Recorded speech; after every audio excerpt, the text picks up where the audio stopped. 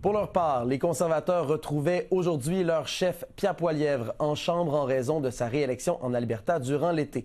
Pour analyser la stratégie du Parti conservateur du Canada en cette nouvelle session parlementaire, je reçois le député Luc Berthold, leader adjoint à la Chambre de l'opposition officielle. Monsieur Berthold, bonjour. Bonjour.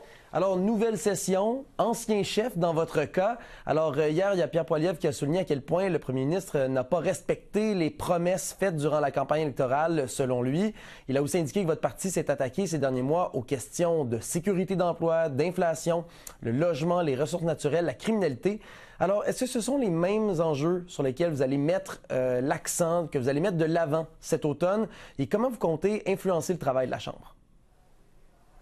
Bien, effectivement, vous l'avez dit, vous avez nommé les points qui nous concernent parce que ce sont les points qui concernent actuellement le plus les Canadiens, leur emploi, le coût de la vie, le coût de l'épicerie. C'est des choses qui préoccupent beaucoup de gens. L'immigration, le chaos dans le système qui a été créé par 10 années de gestion libérale. C'est des choses dont on entend parler, dont j'ai entendu parler tout l'été dans ma circonscription. Puis c'est la même chose partout au pays. Donc, c'est effectivement les priorités qu'on va mettre de l'avant au cours de cette session-ci. Et nous avons l'intention de travailler d'une manière critique mais constructive avec le gouvernement et de travailler avec tous les partis, quels qu'ils soient, pour faire avancer ces dossiers qui nous tiennent à cœur et qui tiennent à cœur à tous les Québécois et à tous les Canadiens.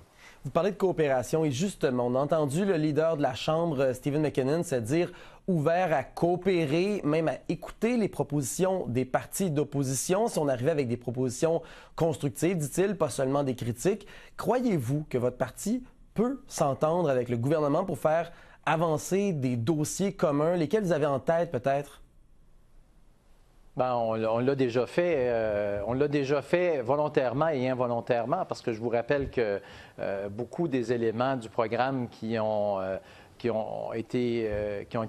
mené à l'élection de M. Carney ont été pigés à même le programme conservateur. Donc, c'est évident que quand les propositions libérales vont venir de notre programme, vont venir de solutions de gros bon sens, on va travailler pour les appuyer et on va faire avancer ce qui préoccupe, comme je le mentionnais tout à l'heure, vraiment les Canadiens. Comment est-ce qu'on va travailler de manière constructive? C'est que, bien, on va appuyer les démarches, les mesures qui vont faire en sorte que ce programme-là va avancer, des programmes qui vont faire en sorte de réduire le coût de la vie, de freiner l'immigration qui a atteint un niveau inacceptable partout au pays, qui met de la pression sur toutes les infrastructures, sur toutes les institutions actuellement, qui vont faire en sorte de protéger nos frontières plus également. Donc, toutes ces mesures-là qui vont être amenées par les libéraux, on va effectivement les appuyer. On va proposer aussi la loi sur la souveraineté canadienne, une loi qui va faire en sorte de faire plus travailler les gens d'ici, d'être moins dépendants des autres pays, particulièrement des Américains, qui va permettre la réalisation de grands projets.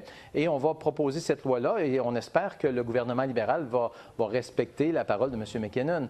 Mais j'entendais aussi M. McKinnon parler du passé en disant que nous avions un passé obstructionniste puis tout ça, mais malheureusement, pour M. McKinnon, c'est pas ce que l'on va faire au cours des prochaines semaines et des prochains mois. C'est M. McKinnon qui tente de ramener les vieux démons des libéraux. Mais il faut comprendre que c'est le même gouvernement libéral depuis 10 ans. Donc, je comprends que M. McKinnon peut craindre l'avenir, mais cependant, pour nous, l'avenir est simple. Si les choses proposées par les libéraux sont bonnes, on est prêt à les appuyer. Si elles ne sont pas bonnes, on va les critiquer. Et on va amener, nous aussi, des solutions au fur et à mesure que la session et que ce gouvernement-là va continuer son mandat. Et justement, si on regarde vers l'avenir, est-ce qu'il y a des mesures que vous voudriez immédiatement mettre sur la table pour améliorer des projets de loi? On sait que le gouvernement a parlé de certains projets de loi qu'il a vraiment en priorité, dont un sur les frontières, sur l'immigration. Est-ce que vous avez des propositions concrètes? Demain, on vous donne le plancher. Qu'est-ce que vous metteriez de l'avant? Bien, écoutez, comme je l'ai mentionné, toutes les mesures qui vont faire en sorte de favoriser l'abordabilité, réduire les taxes, les impôts. Dans la loi sur la souveraineté canadienne, on veut donner plus, on veut qu'il reste encore plus d'argent dans nos poches. Le gouvernement a réalisé la moitié de notre promesse sur le retour de TPS, sur couper au niveau des maisons neuves. On veut aller encore plus loin là-dessus. On veut aller plus loin aussi au niveau de l'immigration, faire en sorte de donner des moyens, des outils aux gens aux frontières pour empêcher le flot d'immigration illégale qui arrive ici au pays. Donc, il y a des mesures concrètes. Elles sont déjà sur la table. On n'a qu'à se référer au dernier programme électoral qu'on a présenté. Et je pense qu'il y a là, dans ce qui reste, que les libéraux n'ont pas déjà essayé de mettre en application, beaucoup de propositions qui vont être soumises par notre parti au cours des prochaines semaines. Il y a le gouvernement qui a dévoilé 5 grands projets qu'il considère comme étant d'intérêt national, qu'il veut accélérer. On parle entre autres de l'expansion du port de Montréal, la phase 2 de LNG, des projets miniers. Est-ce que les projets que vous avez vus, qui ont été proposés, est-ce que ça rejoint la vision du développement économique qu'a le Parti conservateur pour le pays? Allez-vous travailler dans ce cas-ci, main dans la main, appuyer tout ça? Bien, d'un côté, faut quand même mentionner qu'il y avait déjà au moins 3 de ces projets-là qui étaient déjà approuvés et en voie de réalisation. Donc, il n'y a pas de nouveaux projets. C'est des projets qui étaient déjà sur la table. Il n'y a pas vraiment rien de nouveau dans ça. Nous, ce qu'on souhaite, c'est aller encore beaucoup plus loin parce qu'on annonce des grands projets, mais on n'annonce pas l'élimination notamment de la bureaucratie pour la construction de logements. On annonce beaucoup d'argent, mais cependant, une nouvelle bureaucratie qui va avoir à gérer cet argent-là. Donc, on pense que l'argent doit servir directement à la construction de logement. Il y a quand même, il ne faut pas se le cacher, des différences entre l'approche libérale et l'approche conservatrice, et on va le voir au fur et à mesure. Mais pour l'instant, M. Carney doit encore livrer la marchandise sur toutes les promesses qu'il a faites. Et la promesse que les gens peuvent avoir en tête la plus rapidement, parce qu'on doit la subir à tous les jours, c'est vous me jugerez au coût de l'épicerie. Bien, 6 mois plus tard, on voit que l'inflation alimentaire est 70 % plus élevée que le taux cible. Donc, il y a encore beaucoup de problèmes à livrer la marchandise du côté des libéraux, mais ce n'est pas vraiment surprenant parce qu'on n'a pas devant nous un nouveau gouvernement. On a un premier ministre qui a été nommé, qui est un libéral, qui conseillait M. Trudeau au cours des dernières années. Donc, c'est le même gouvernement. Il ne faut pas se surprendre si les choses se font de la même façon. Donc, on parle beaucoup, on livre très, très peu. Et nous, on va s'assurer que le gouvernement livre au moins des promesses, particulièrement sur les engagements que nous avons supportés et que nous allons continuer de supporter.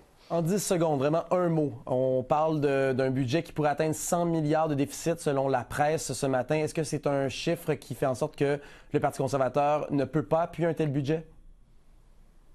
Écoutez, qui aurait pu prédire que le budget, le déficit prévu aurait pu doubler par rapport à l'administration de Justin Trudeau? Il n'y a pas personne qui peut le prédire. Donc, on va attendre de voir les vrais chiffres, mais évidemment que c'est des chiffres très préoccupants et tous les Canadiens devraient être inquiets de cette augmentation de dépenses inflationnistes qu'on va probablement devoir subir. Et c'est pas pour rien, probablement, que les libéraux ont peur de livrer le budget en octobre. On vient d'apprendre que la date allait être en novembre. Il doit manquer d'encre rouge à quelque part pour déposer le budget.